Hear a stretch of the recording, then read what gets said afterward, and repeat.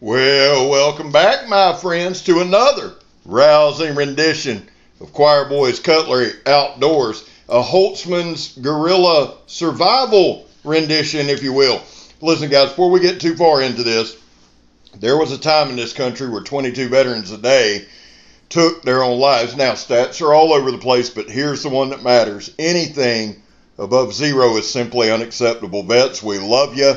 You have a place here. We back to blue over here. We support Leo. How you do that, Scab? Well, we don't break the damn law. And finally, if you are an addict, never quit quitting. So here's the deal. My good buddy Joe Bedreau at JB Outdoors and More. JB Outdoors and More. Joe is a hard working dude. He is all over the place. You're going to recognize that name from either YouTube, Facebook, one of the many groups, or Instagram. Joe's an awesome guy. And he hit me up. He said, hey, man, I got something I want you to try out. I'm going to put you in touch with this guy. So he did. He put me in touch with Nate from Holtzman'S Guerrilla Survival. And they sent me a box. Now, here's the deal, okay?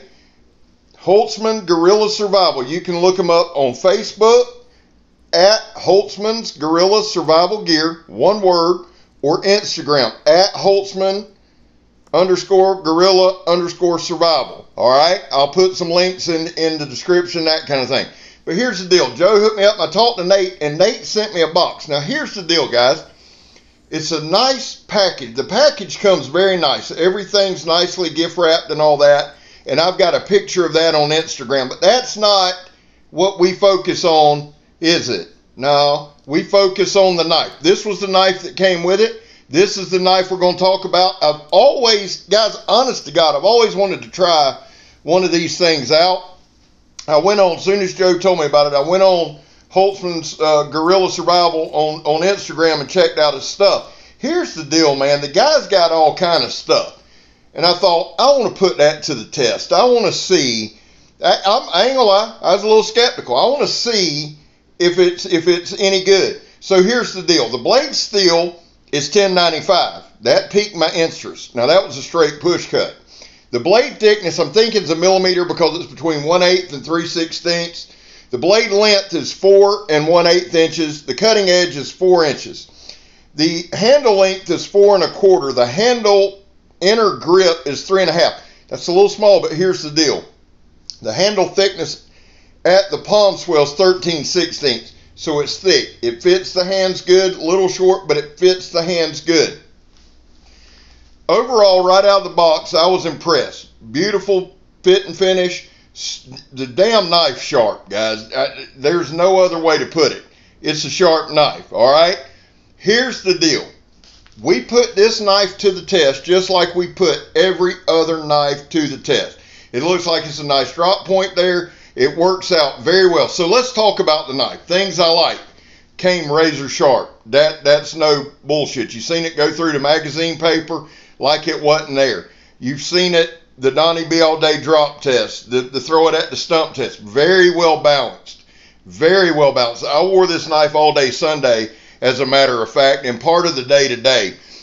It comes with a Kydex sheath. Very, very nice. Well done Kydex sheath, with a striker and steel in there, or a ferro rod and striker. We're going to put that to the test this weekend. Here's the thing that's impressive. It's $10.95 steel. You see it's got that black coating. The sharpness. I'll talk about that because it's got black G10 handle scales with orange liners. I love that combo, and I'm telling you, if I sound hyped up, I am. And let me go ahead right off the rip and give you my disclaimer. We're not the damn QVC. Not going to be. Our job, this channel's job, is does the knife work? I'm going to show you various grips throughout this thing. Does it work? Does it function? Does it do what it wants to do? Now, here's the thing, too. We cut a bunch of mediums. We did our normal stuff. They're not tests. I'll say that every video. One, because I'm redundant. Two, because there's nothing scientific that we do. And that was a lot further away from my finger than it looked. I know I'm going to get comments, but I was safe, I promise. But guys, think about just right here. We've cut that 3/4 inch high pressure airline, right? We did the John Peters stab test. This is one of the best stabbing little knives there is. This would make a perfect, and I'm dead serious, a perfect hiking, hunting, fishing type knife. To me, to me, it's just a perfect little round camp knife, honestly. Razor sharp. I cannot tell you. Here's some airline air hose. I can't tell you how impressed I was with the sharpness out of the box. The other thing is this. It held its edge superbly. Now, we open with magazine paper. We end with printing paper, right? After I stropped it up, it went right back to the magazine paper. But when we cut the printing paper, nothing's been done. This is that 2-inch ratchet strap. And I had some asshole the other day was like, oh my God, it's just strap. Listen, tell me you don't know what you're talking about without telling me. This is 2-inch ratchet strap, okay? Or toe strap, whatever you want to call it. It's some rough shit. I like cutting it for a couple of reasons. One, the aesthetic, because most grown men and women have been around some kind of ratchet strap, toe strap, or something in their life and know how tough of a medium it is. And guys, at this point, we're just doing our normal. Now, that's that double ply. This is the double ply down by their actual ratchet itself. So it's sewn, it's doubled up. And of course, I do this all the time. I don't know why the hell I do it, but I'll take the shortest piece of strap I can find, and my fat little fingers have a hard time holding it. But look right here. We're just doing straight cuts. Quick, straight cuts, and it's cut into 2-ply double sewn ratchet strap. I was impressed. I'm telling y'all. It's got some good jimping on the base of the blade. Right there where my thumb's at in that fencing grip. Great jimping. It looks aggressive. It's not. It's very comfortable in hand. I'll say this again. The handle, there were no hot spots. It's got a nice little finger groove right below the blade. And I don't know. I'm sorry. I don't know what that's called. If it was on the blade, it'd be a choil. It's not. It's on the handle. There's a good look at the edge. I'm going to show y'all the edge a couple of times. Now, here's the deal. And you can see that little finger groove I'm talking about right there where it was at. Now, we're going to do our drag and pull. We simply puncture the ratchet strap. And this, again, is just something I do maybe for my hunting guys, my fishing guys. If you're going to skin an animal, cape an animal, anything like that, we just do a hard pull and it cuts it. It goes in. I like doing this because it checks, to me, it shows the tip, right? Is it sharp at the tip? Does it have a good puncture? Well, the answer on both is yes. Right there, we punctured again. It's the ratchet strap. I like using it a lot. And then we come right back with some wood. We're going to do some batoning. I did a good bit of batoning. And again, guys, this Friday, I don't know if I'm going to be able to do an overnight, but I'm definitely doing a fire. I got a good bit going Saturday. So we're going to kind of christen the studio over at Kirk's. I'm getting a couple of stumps on Saturday, so we'll probably get rid of the remnants of that stump. This has been a good one, guys, but y'all can see that it's gone. So what I'm doing now is all the wood that I got out there over these past 2 years from this stump, I'm just processing up, making it as small as I can so I can take it to Kirk's. We're going to have a good fire and just kind of christen the property. We're getting it ready. It's going to be a good time. And I'm probably going to wear this knife. You can see it there on my belt. This was one of the more comfortable bushcrafty type knives. It rode a little high because it's got a tech lock. I like that. I got T-Rex arms. It comes MOLLE compatible, so you can do just about any kind of carry system you want to do with this knife. It also has a nice leather strap that holds it in place, but I'm telling you, the fit in the Kydex is perfect.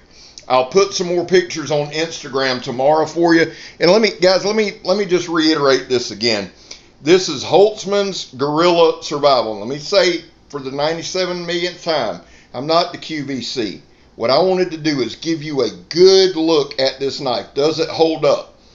Yep. Is it sharp? Yep. Is it comfortable in hand? Yep. Is the Kydex worth it? Yep. A lot of things about this package scream quality. Now, inevitably somebody says, Gab, why don't you show it? It's on Instagram.